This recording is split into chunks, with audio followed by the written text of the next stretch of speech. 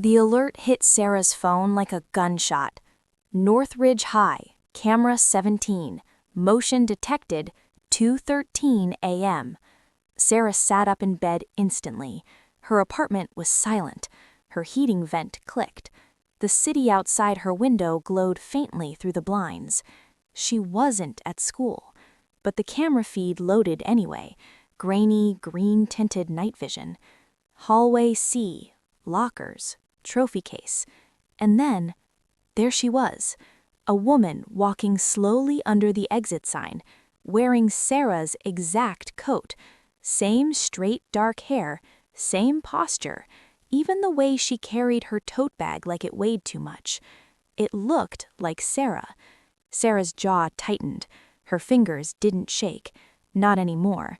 Not after the old life. Her eyes narrowed as the figure paused under the camera. The woman tilted her face upward and smiled. Then the feed froze, 1 second of corrupted static, and when it returned, the hallway was empty. Sarah swung her legs out of bed, already moving. She opened a small locked box beneath her dresser. Nothing dramatic, just a compact flashlight, latex gloves, and a slim old keycard that didn't belong to any school. She stared at the feed again.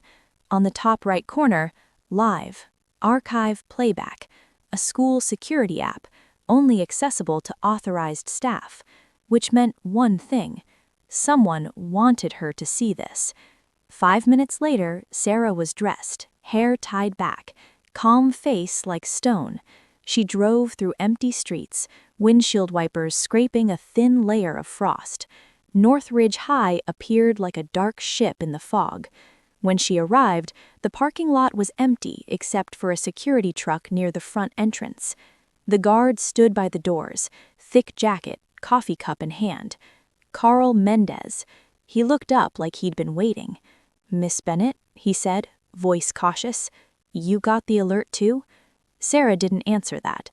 "You saw it," she said. Carl swallowed. "Yeah, I thought it was you.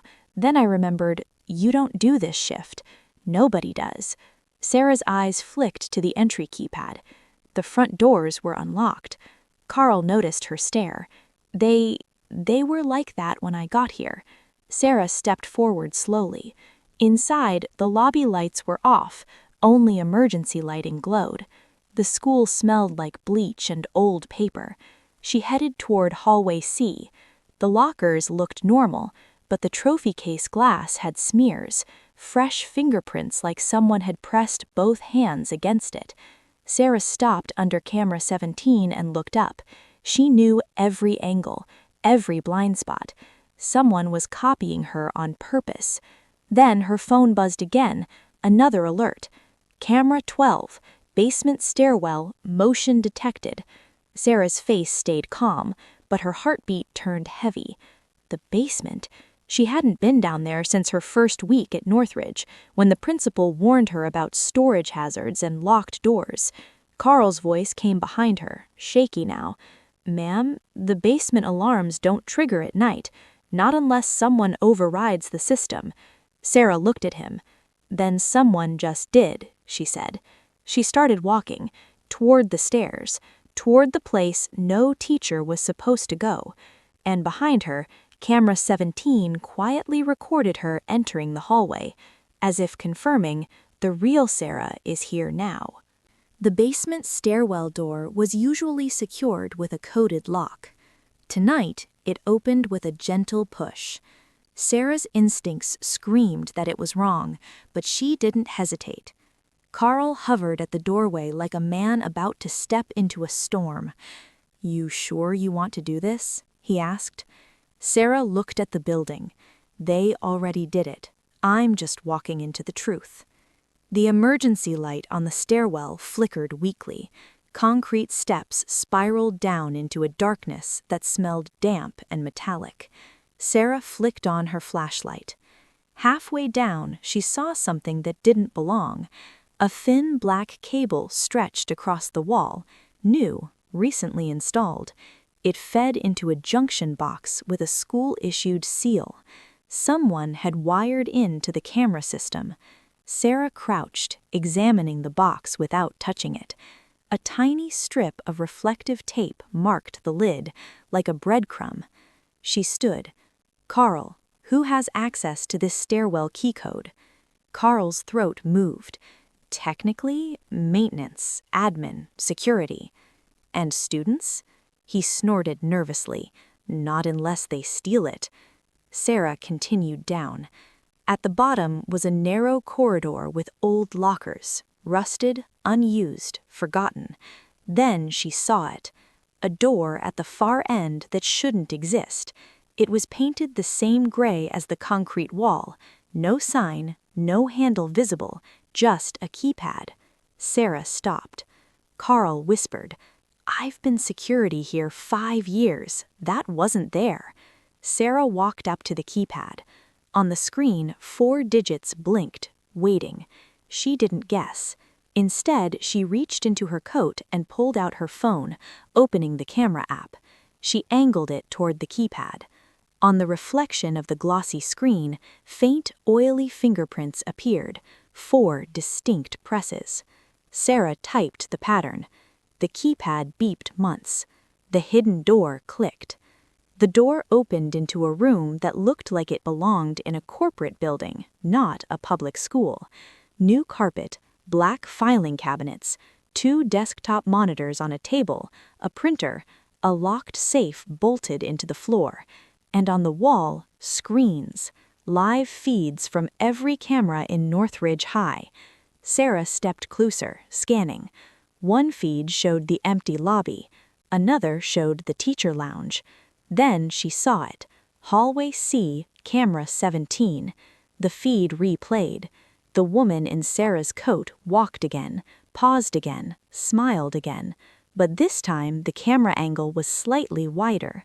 The woman's badge flashed for half a second as she turned. It wasn't Sarah's teacher ID. It was a temporary visitor badge. Printed in bold letters, "Sarah Bennett, substitute access." Sarah's chest tightened.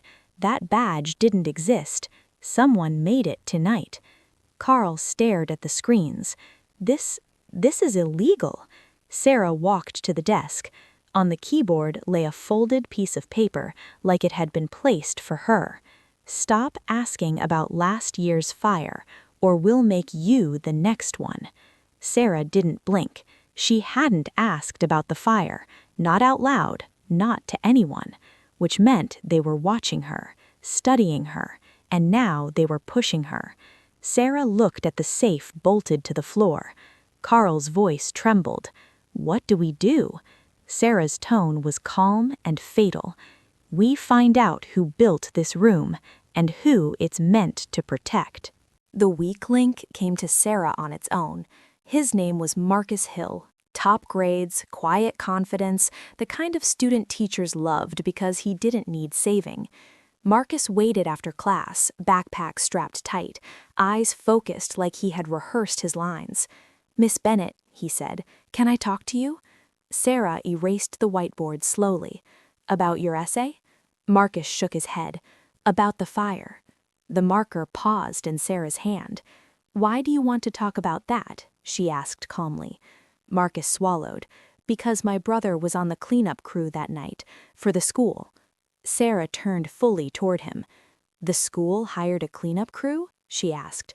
Marcus nodded. "Not officially, it was like some private company. They showed up after the fire trucks left." Sarah's expression stayed neutral, but her mind locked in. Marcus continued quickly. "They carried stuff out, boxes, metal cases, like equipment." Sarah walked toward Marcus, lowering her voice. "Did your brother ever say where they took it?" Marcus hesitated. "He thought they loaded it into a bus." Sarah blinked. "A bus?" Marcus nodded. "An old district bus, no logo, parked behind the gym." Sarah's eyes narrowed. "Do you have his name? The company name?" Marcus shook his head. He didn't get it, but he took something. Marcus reached into his backpack and pulled out a small USB drive. "My brother found it on the floor near the gym. He kept it because he thought it was important," Marcus said. Sarah didn't touch it yet. Why are you giving it to me? Marcus's voice cracked slightly. Because I saw you on the camera last night. Sarah's spine went cold. You saw it? Marcus nodded. Yes, but it didn't move like you. Sarah's face hardened. What does that mean? Lean leaned in.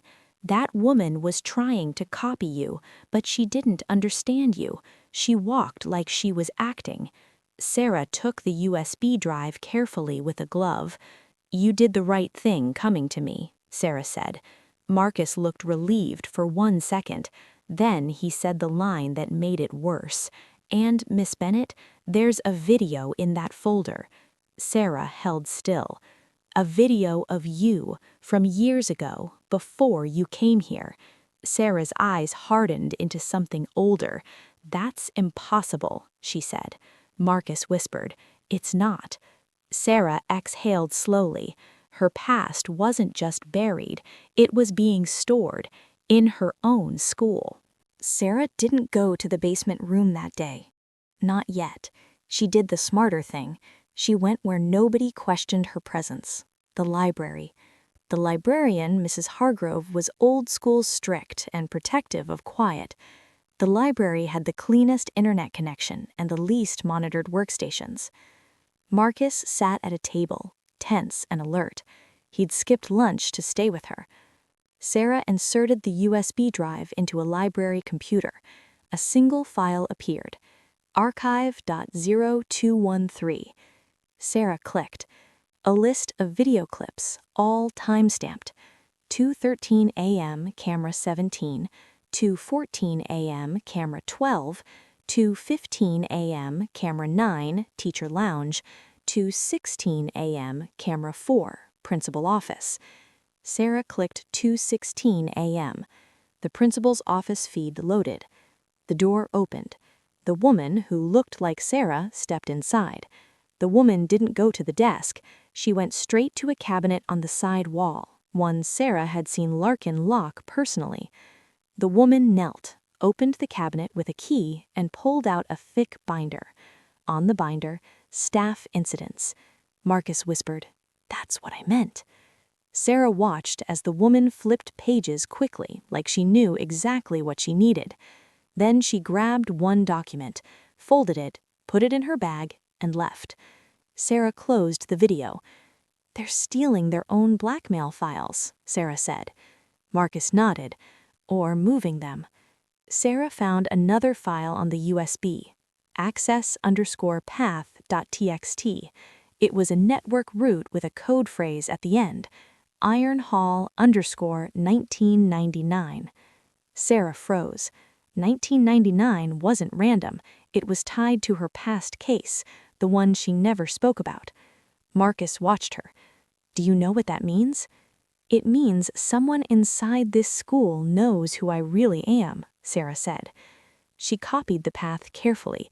Then she deleted her traces. History cleared, cache wiped, USB removed.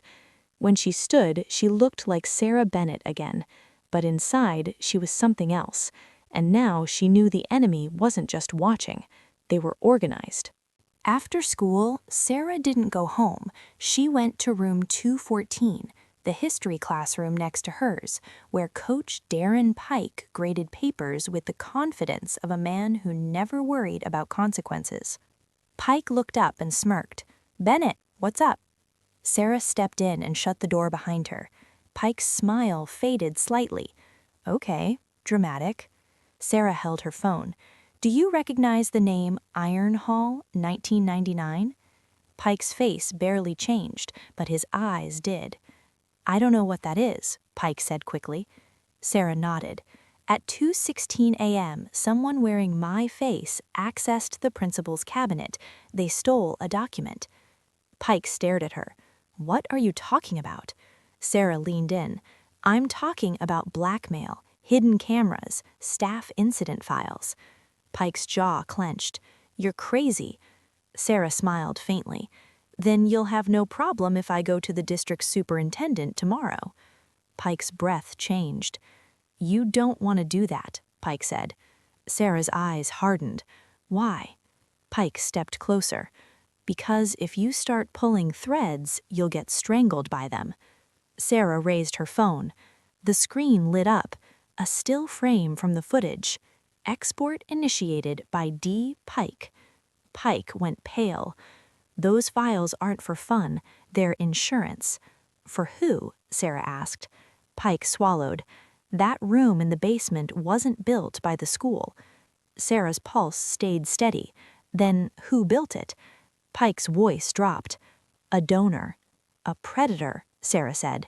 Pike didn't deny it.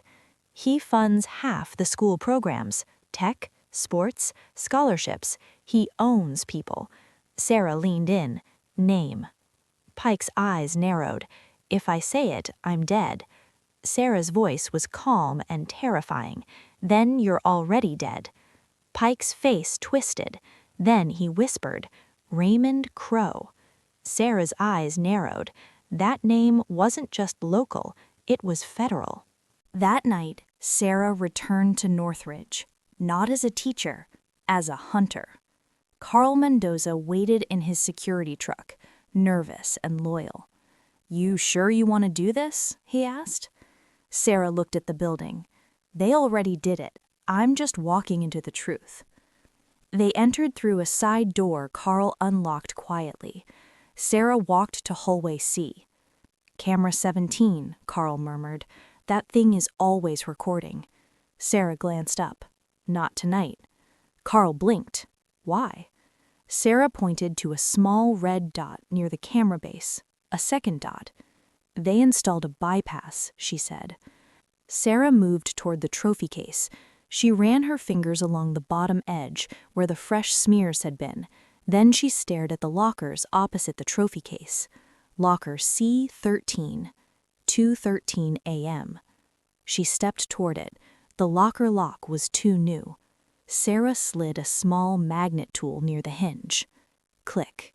A hidden latch released. Carl's eyes widened. That's not normal. Sarah opened the locker. It was hollow. A tunnel carved behind the lockers, leading into darkness. They stepped inside. The tunnel opened into a cramped room, a second surveillance station. This one was personal. A chair, a desk, a laptop, and on the wall, photos. Students, teachers, cataloged, stalked. Carl muttered, Jesus. Sarah saw a folder on the desk. Bennett, real file. She opened it. Screenshots of Sarah's apartment building, her car, her routines, and a blurred photo. Sarah in tactical gear years ago. Under it, Iron Hall Case Unit, 1999, Operation. Sarah's face went cold. Then she saw a list of names, students and staff. Beside each name, Leverage. She saw Marcus Hill's name, brother, cleanup crew, liability.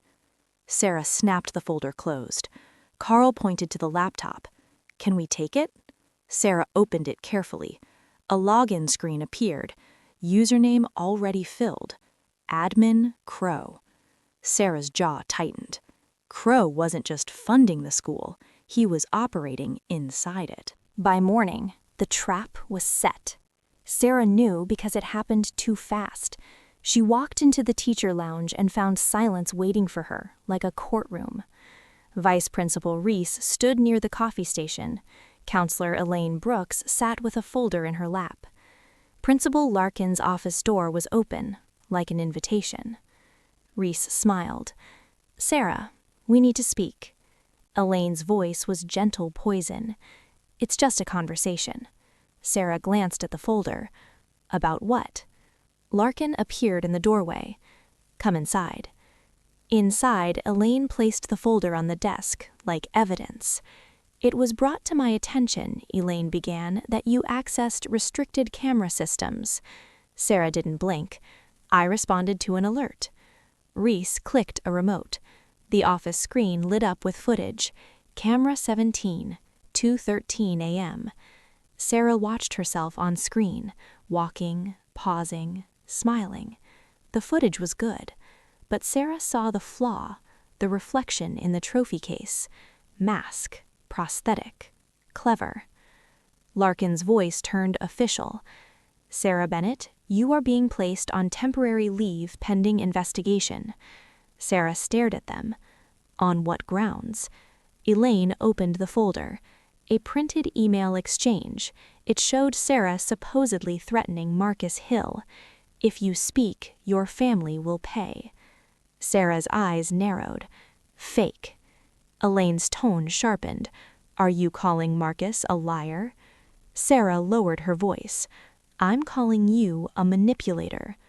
Larkin barked. You will surrender your keys and badge. Sarah stared at him. Why are you doing this? Larkin whispered, shaken. Because it's bigger than you. Sarah's eyes hardened. That's the first honest sentence you've said. Then the office phone rang. Larkin listened, went pale. District police are coming. Sarah's voice turned command-level calm.